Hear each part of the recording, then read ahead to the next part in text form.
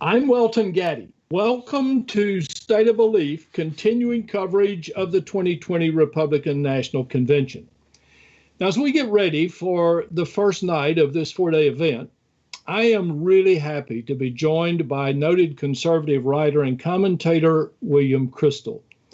As a quick look at his social media post will tell you, Bill's outrage at the Trump thrall he sees the Republican Party being held in has not diminished. And I am grateful to get his quick take on what we're going to be seeing this week. Welcome, Bill. Thanks. Good to be with you. Well, I've seen you tweeting out suggestions for what people ought to watch instead of watching the RNC. So you kill my first question, which was going to be, are you going to be watching it? No, I think I'll try to watch some sports or reread a good novel or watch clips from previous Republican conventions with Ronald Reagan and John McCain and Mitt Romney and remind myself why I was pretty proud to be a Republican for almost all my adult life. Worked here in Washington for 35 years, worked in Republican administrations, but it's not the Republican Party I was proud of. Now, maybe other people prefer this, but it really is Trump's party, and I think that's what we'll see this week. Yeah.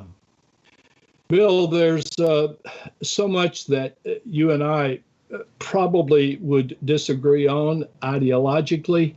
But, you know, I listen to you, I read you, I watch you on TV, and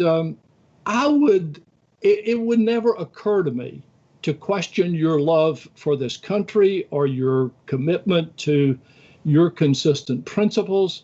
How did we as a society come to a place where disagreement with anything Trump says or does is seen only as hatred for the president and a betrayal of the party? And how do we ever come back again from that kind of extremism?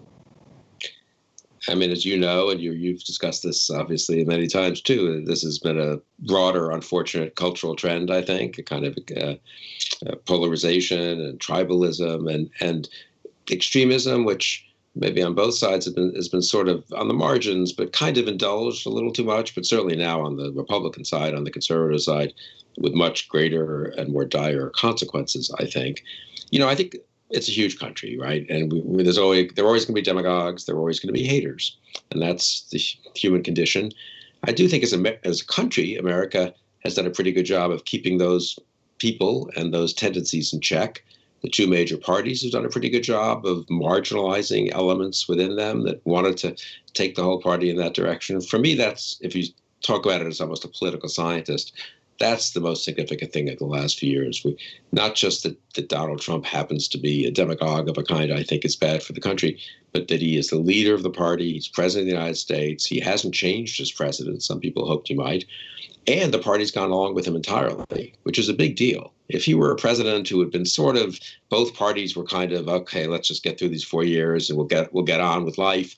Okay, people make a mistake. You elect someone who wasn't in the right, the right person for the right position. But what's really unfortunate is one of our two major parties, and we have a stake in having two healthy parties after all.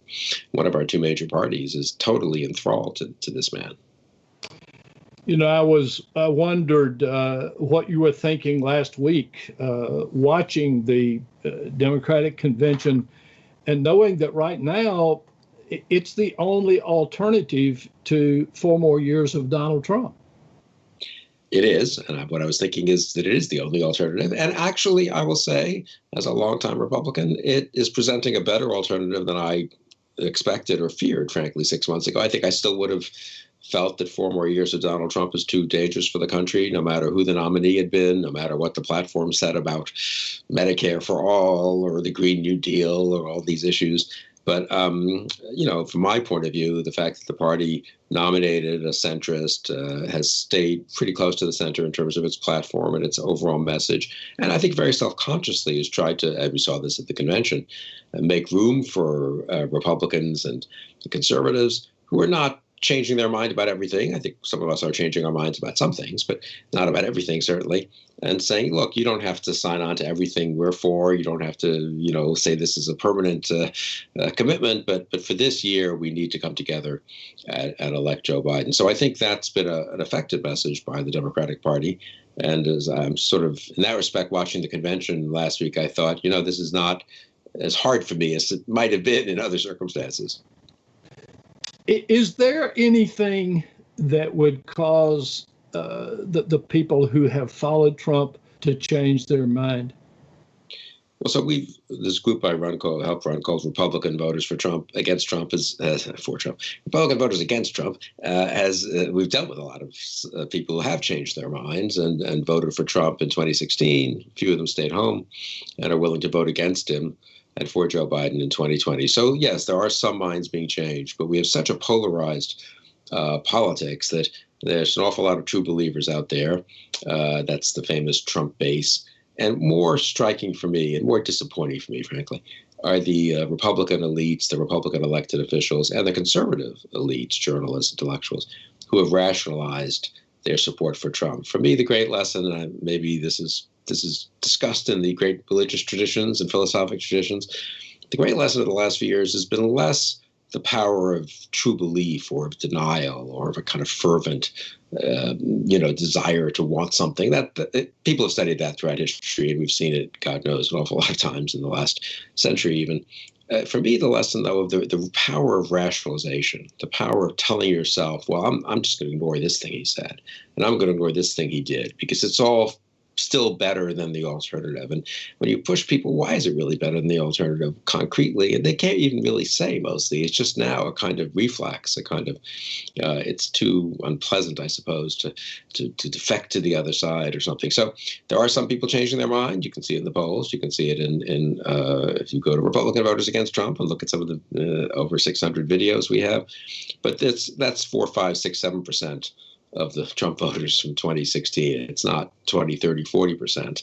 And that is a little shocking. It shows how polarized, how tribal we've become.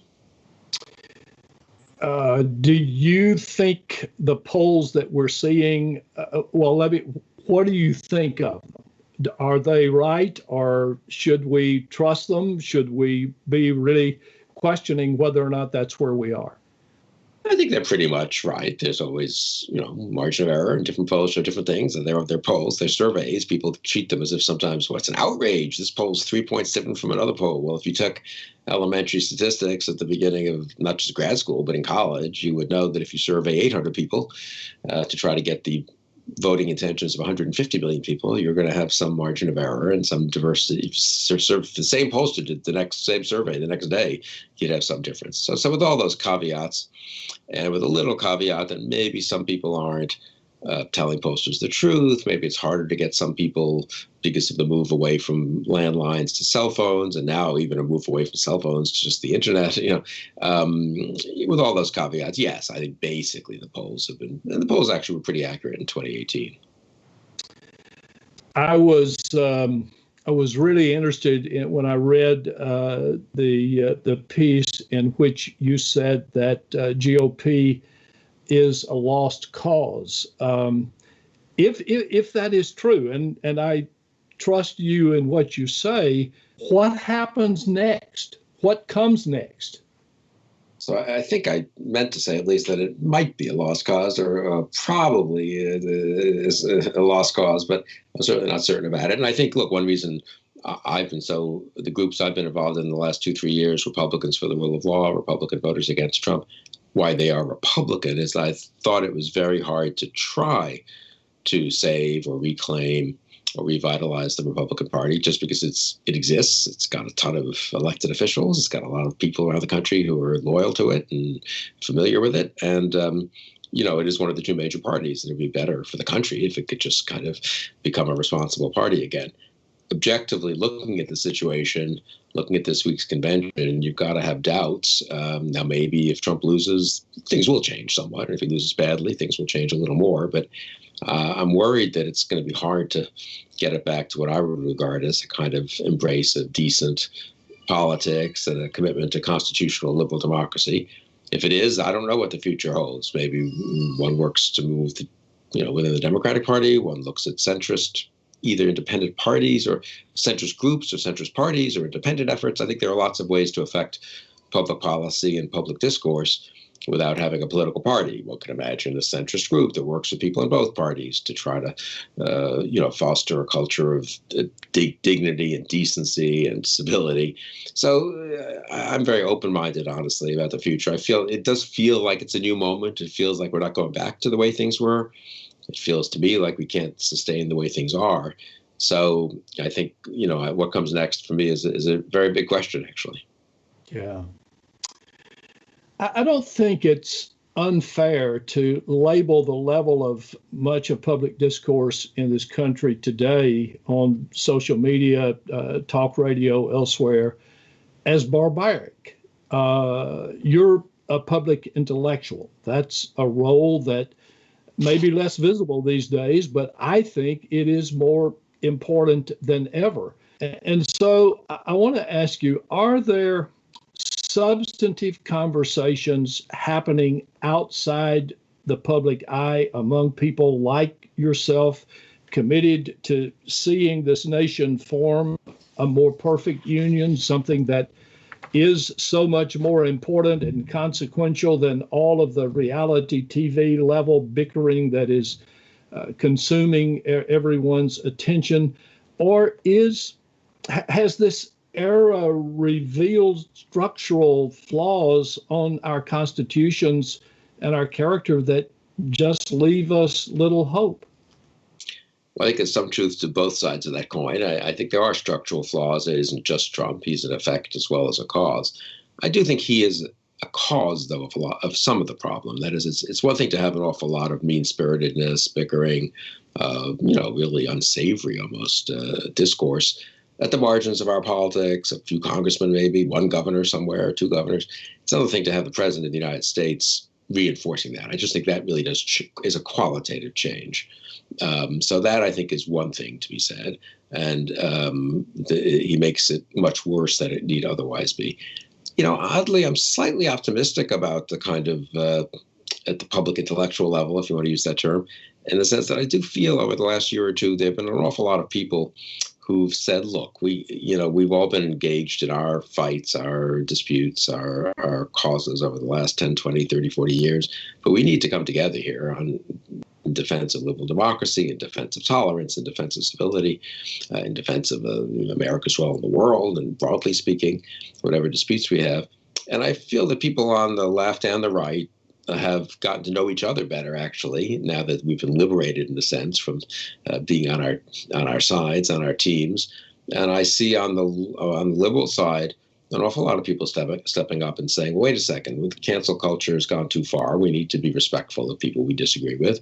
But people are starting new magazines and journals and websites and speaking up there. And I think that's somewhat the same on the right, the Bulwark, which I'm involved in, the Dispatch, and my friend Steve Hayes and Jonah Goldberg and David French. So, I think I personally, everyone was so divided that even though I, of course, respected many, many people on the left, I didn't actually deal with them that much over the last 10, 20 years. I edited the Weekly Standard. It was a conservative magazine. Of course, I had cordial relations. I was on panels, debates with my liberal counterparts. But, it was more that than actually working together. I do privately and to some degree publicly, but more behind the scenes. There's been a fair amount of working together over the last year or two and getting to know one another again. So I'm a little optimistic, actually, once we get beyond November 3rd, for a kind of center-left, center-right, commitment to liberal democracy and respect and tolerance. There are more people in that space than one would think if you just went on Twitter for 10 minutes and looked around, I'm really glad to hear you say that. Last question. There are going to be some people who are watching the TV every night that the convention is on. Is there anything they should be looking for that will stand out as something that tells us something we may not expect? I mean, I think if people who are genuinely torn, maybe they voted for Donald Trump in 2016, they really can't agree with the Democrats on some fundamental issues, they need to watch it, and they need to discount, of course, it's a convention, the rhetoric and the claims, but they need to ask themselves seriously, soberly, is this a party that should be in charge of the executive branch for the next 4 years? Have they done a decent enough job on the pandemic? Are they responsible in terms of our public discourse? Will there be more or less divisiveness after another 4 years? I think people need to step back from, cheering some of the criticisms of the other side that they'll probably agree with, and just say, am I comfortable with this for another 4 years? And I think some of those people might say, that not really. William Kristol was the founder and editor-at-large of the Weekly Standard magazine. He's now editor-at-large of the Bulwark.com, which has the provocative slogan, "Hold Fast." Bill Kristol, thank you so much for agreeing to be a part of our convention coverage this week. Thanks. I enjoyed our conversation. Good luck. Look for more of our conversation coverage, including interviews with leaders, activists, and delegates all week at stateofbelief.com. I'm Welton Gaddy. Thanks for watching.